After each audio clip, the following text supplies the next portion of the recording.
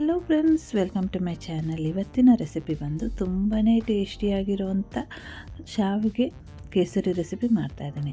ರವೆ ಕೇಸರಿ ಮಾಡಿ ತಿಂದಿರ್ಬೋದು, ಆದರೆ ಈ ಥರ ಒಂದು ಸಲ ಶಾವಿಗೆ ಕೇಸರಿ ಮಾಡಿ ತಿಂದು ನೋಡಿ, ತುಂಬಾ ಟೇಸ್ಟಿಯಾಗಿರುತ್ತೆ.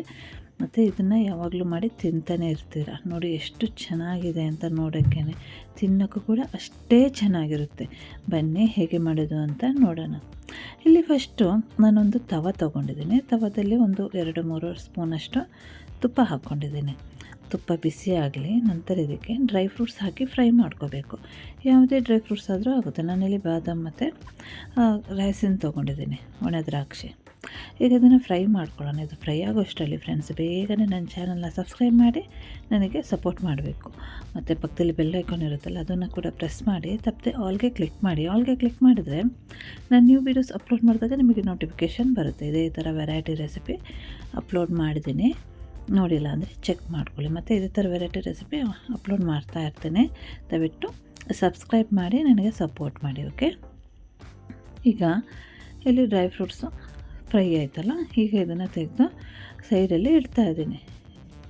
ಯಾವಾಗಲೂ ನಾವು ಜಾಸ್ತಿ ಮಾಡ್ತೀವಲ್ಲ, ಯಾವುದೇ ಒಂದು ಡಿಶ್ ಮಾಡಬೇಕು ಅಂತ, ಇಲ್ಲಿ ನಾನು ಜಸ್ಟ್ ಒಬ್ಬರಿಗೆ ಆಗುವಂಥ ರೆಸಿಪಿ ಮಾಡ್ತಾಯಿದ್ದೀನಿ. ನೋಡಿ, ಇಲ್ಲಿ ನಾನು ಅರ್ಧ ಕಪ್ಪಷ್ಟು ಶಾವಿಗೆ ತೊಗೊಂಡಿದ್ದೀನಿ. ಶಾವಿಗೆನ ಅದೇ ತುಪ್ಪದಲ್ಲೇ ಪ್ಯಾನಲ್ಲಿ ಫ್ರೈ ಮಾಡ್ಕೋಬೇಕು. ಇಲ್ಲಿ ನಾನು ಬಾದಾಮ್ ಫ್ರೈ ಮಾಡ್ಕೊಂಡಿದ್ದೀನಲ್ಲ, ಅದೇ ಪ್ಯಾನಲ್ಲಿ ಫ್ರೈ ಮಾಡ್ಕೊತಾ ಇದ್ದೀನಿ.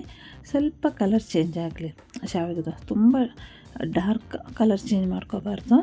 ಇಲ್ಲಿ ಗ್ಯಾಸ್ ಫ್ಲೇಮ್ನ ಲೋಲಿಟ್ಟು ಫ್ರೈ ಮಾಡ್ಕೊತಾ ಇದ್ದೀನಿ. ಸ್ವಲ್ಪ ಕಲರ್ ಚೇಂಜ್ ಆಗುತ್ತೆ, ಒಂದು ಬ್ರೌನಿಷ್ ಬರುತ್ತೆ ಕಲರ್, ಬೇಗನೆ ಫ್ರೈ ಆಗುತ್ತೆ, ಜಾಸ್ತಿ ಟೈಮನ್ನು ತೊಗೊಳ್ಳಲ್ಲ.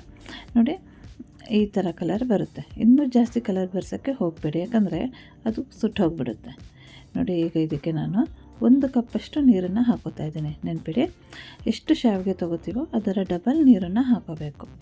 ಈಗ ಇದು ನೀರು ಕಂಪ್ಲೀಟಾಗಿ ಡ್ರೈ ಆಗುತ್ತೆ. ನೋಡಿ, ಈ ಥರ ಶಾವಿಗೆ ಕಂಪ್ಲೀಟಾಗಿ ಬೆಂದಿದೆ.